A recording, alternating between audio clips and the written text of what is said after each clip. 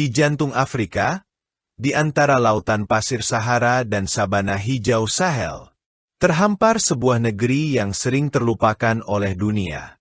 Negeri tanpa laut, tanpa gemerlap kota, namun penuh kisah tentang keteguhan manusia dan keabadian alam. Inilah Chad, tanah di mana matahari membakar siang dan bintang-bintang menyala di malam yang abadi. Dari peradaban kuno Sao hingga perjuangan modern di bawah langit yang tak pernah berawan. Chad adalah kisah tentang bertahan. Tentang manusia yang menolak menyerah kepada waktu. Sebuah negeri yang lahir dari pasir.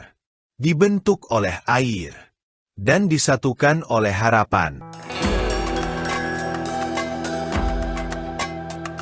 Di jantung benua Afrika, tersembunyi sebuah negeri yang jarang terdengar namun menyimpan kisah luar biasa.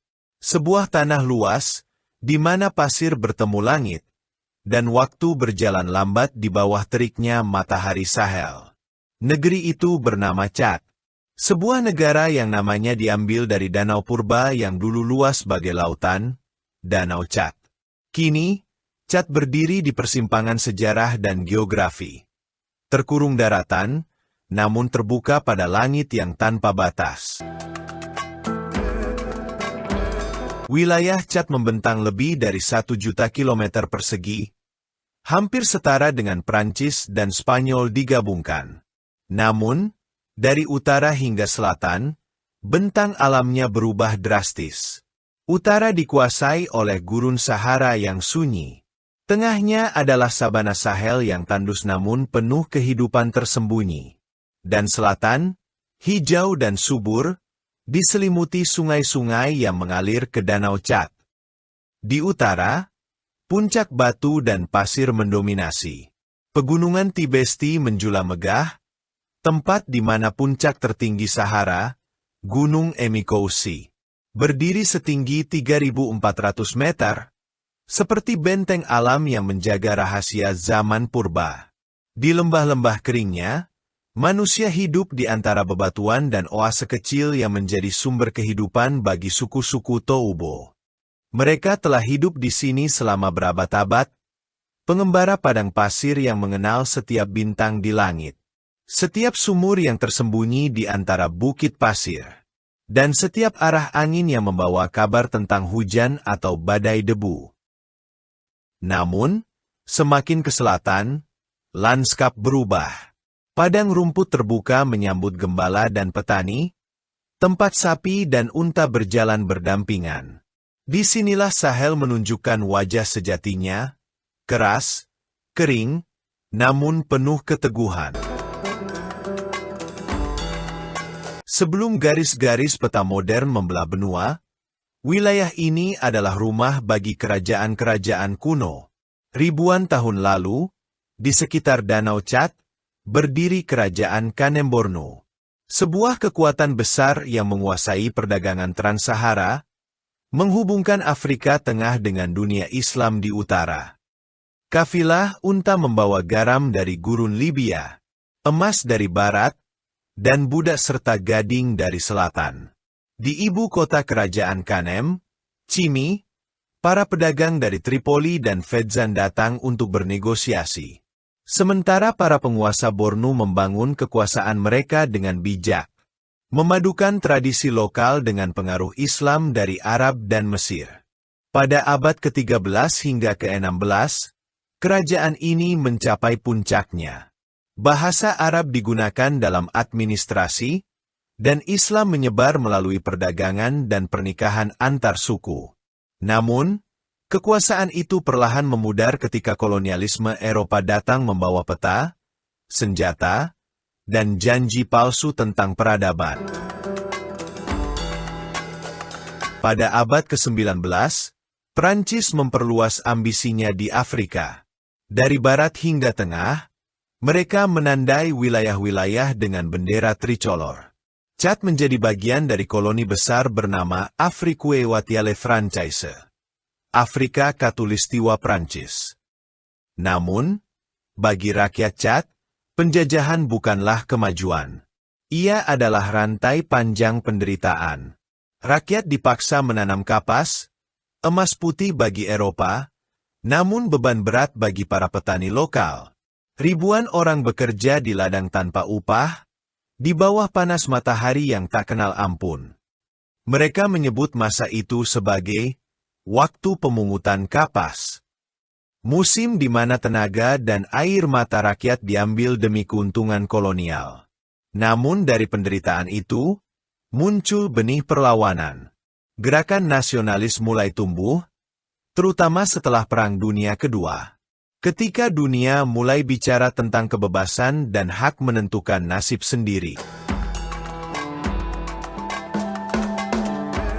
Pada tahun 1960, Chad akhirnya memproklamasikan kemerdekaannya dari Prancis. Rakyat menatap masa depan dengan harapan, sebuah negeri baru di tengah Afrika, dengan potensi alam yang besar dan semangat yang tinggi. Namun, seperti banyak negara muda Afrika lainnya, kemerdekaan membawa pertanyaan baru. Siapa yang akan memimpin? Dan untuk siapa kekuasaan itu dijalankan? Presiden pertama, François Tombalbaye, berusaha membangun negara modern.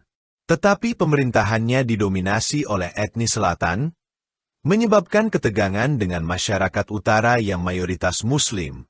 Ketidakadilan dan diskriminasi menyalakan api pemberontakan. Pada 1965, Perang Saudara meletus, dan selama beberapa dekade berikutnya, Chad tenggelam dalam siklus kekerasan dan kudeta.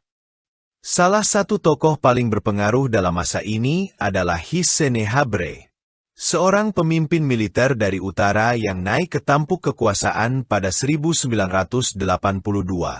Selama pemerintahannya, ribuan orang dipenjara, disiksa, dan dibunuh.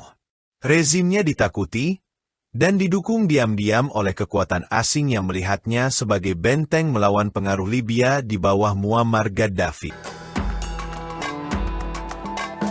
Pada tahun 1990, seorang jenderal bernama Idris Déby Itno menggulingkan Habré dan mengambil alih kekuasaan. Ia berjanji membawa demokrasi dan stabilitas. Di bawah Déby, Chad perlahan membuka diri. Pemilihan umum digelar, hubungan luar negeri diperbaiki, dan cadangan minyak bumi mulai dieksplorasi. Namun, di balik itu, konflik belum benar-benar berakhir. Di timur, perbatasan dengan Sudan bergolak akibat perang di Darfur. Sementara di utara, kelompok pemberontak masih menentang pemerintahan pusat.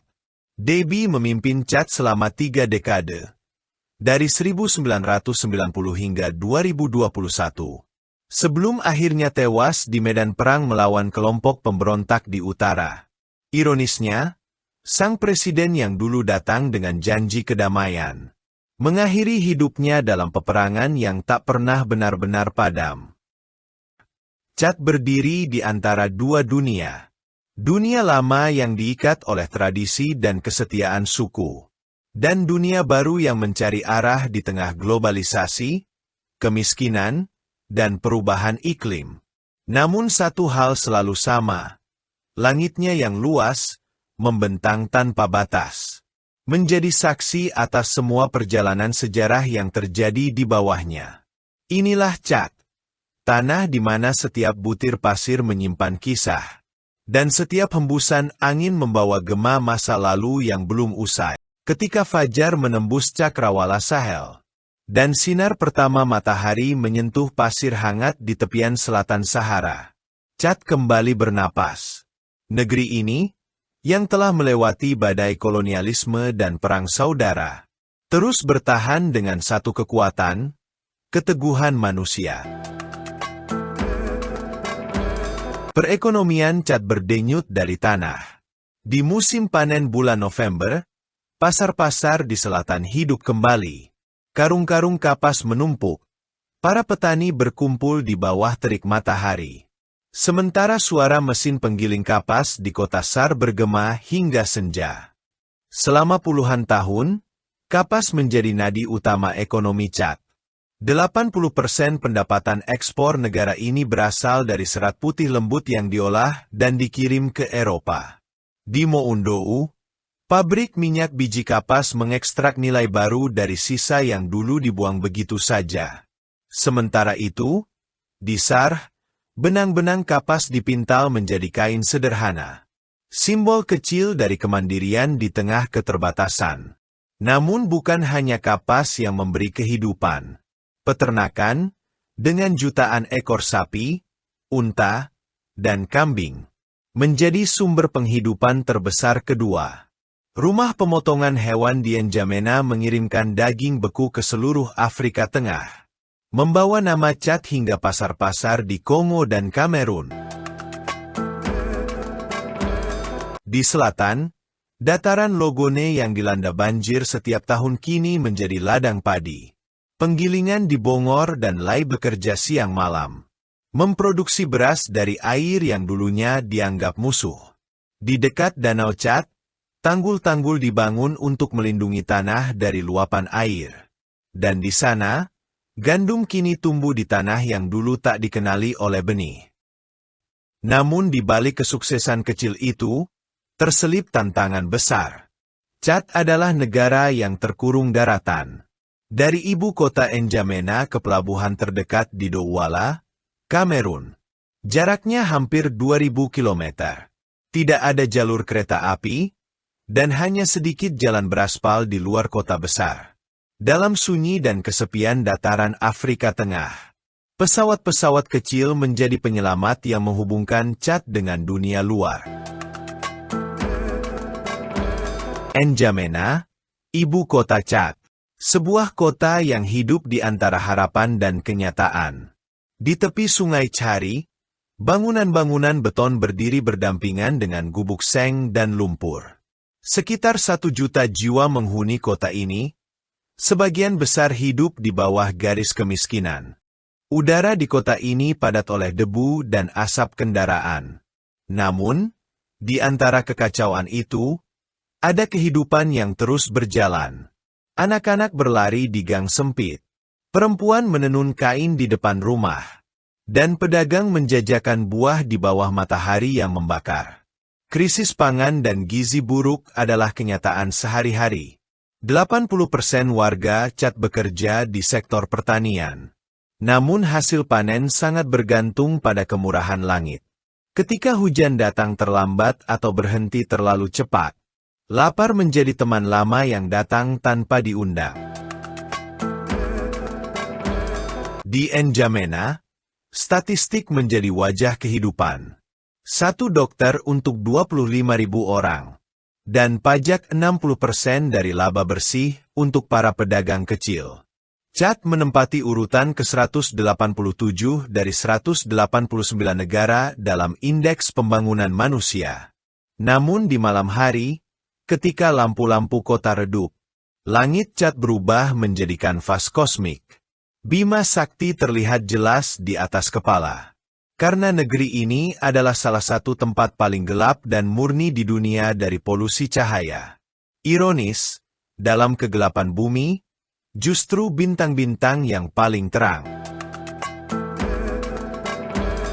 Chad mendapat namanya dari Danau Chad, sebuah danau purba yang dulu disebut Laut Daratan Afrika. Nama itu berasal dari bahasa Kanuri, Sade, yang berarti hamparan besar air.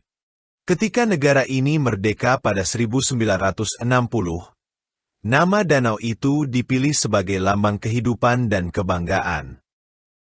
Pada masa lalu, Danau Chad membentang seluas 25.000 km persegi, setara dengan luas negara Irlandia. Airnya tenang, memantulkan langit biru dan awan putih. Di tepinya, suku Kanuri, Fulani, dan Arab berlayar dengan perahu kayu, menangkap ikan tilapia, bercocok tanam, dan menggembalakan ternak di padang rumput hijau. Danau itu adalah nadi yang menghubungkan 4 negara, Chad, Nigeria, Kamerun, dan Niger. Namun sejak pertengahan abad ke-20, danau itu mulai menyusut. Kini, hanya tersisa sekitar 1.500 hingga 2.500 km persegi air, tergantung musim. 90% luasnya menghilang dalam 60 tahun. Ditelan panas, kekeringan, dan keserakahan manusia. Penyebabnya kompleks. Iklim global yang berubah membuat suhu Sahel meningkat 1,5 derajat sejak 1970-an. Hujan menjadi tak menentu, sementara irigasi di hilir Sungai Chari dan Logone menyedot air berlebihan. Deforestasi mempercepat erosi, dan tanah kehilangan daya serapnya. Kini Danau Chad bukan lagi simbol kemakmuran, melainkan cermin dari ketahanan dan tragedi. Lebih dari 40 juta orang bergantung pada airnya. Ketika danau surut, nelayan kehilangan tangkapan. Petani gagal panen, dan penggembala memperebutkan sisa-sisa rumput basah. Kelaparan, kemiskinan, dan migrasi menjadi gelombang baru. Bahkan konflik bersenjata seperti gerakan Boko Haram, berakar dari perebutan sumber daya yang kian menipis. Namun, di antara kesedihan itu, masih ada keindahan. Burung-burung migran dari Eropa dan Asia masih datang setiap tahun, mencari tempat beristirahat di rawa-rawa tenang. Hipopotamus masih bermalas di air hangat, dan nelayan tua tetap melaut dengan perahu kecil mereka, mewarisi kesabaran yang diwariskan sejak ribuan tahun lalu. Dalam segala kesulitan, Chad tetap hidup.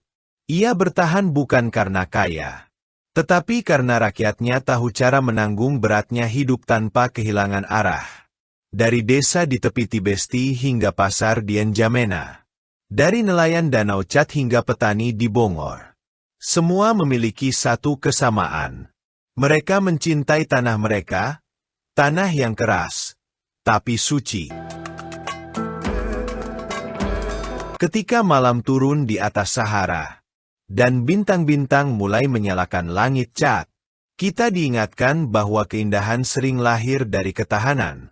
Chad bukan sekadar negara di peta Afrika. Ia adalah kisah manusia yang terus berjalan. Tentang tanah yang haus namun memberi makan. Tentang langit yang sunyi namun menyimpan harapan. Tentang rakyat yang miskin namun kaya akan jiwa. Di dunia yang terus berubah, Chad berdiri sebagai saksi bahwa kekuatan sejati bukanlah kekayaan atau teknologi, melainkan kemampuan untuk tetap berdiri, bahkan ketika dunia melupakanmu. Di bawah langit Chad, setiap butir pasir, setiap desir angin, adalah doa yang tak bersuara, untuk hidup, bertahan, dan terus berharap. Perjalanan kita hari ini menyingkap satu kisah tentang Chad, di bawah langit Sahel. Namun dunia masih menyimpan ribuan cerita lain yang menunggu untuk ditemukan. Jika Anda merasa kisah ini memberi wawasan baru, jangan lupa tinggalkan tanda suka, berlangganan channel ini, dan bagikan video ini agar semakin banyak orang ikut menyelami misteri dunia. Terima kasih telah menyimak hingga akhir. Sampai jumpa di dokumenter berikutnya.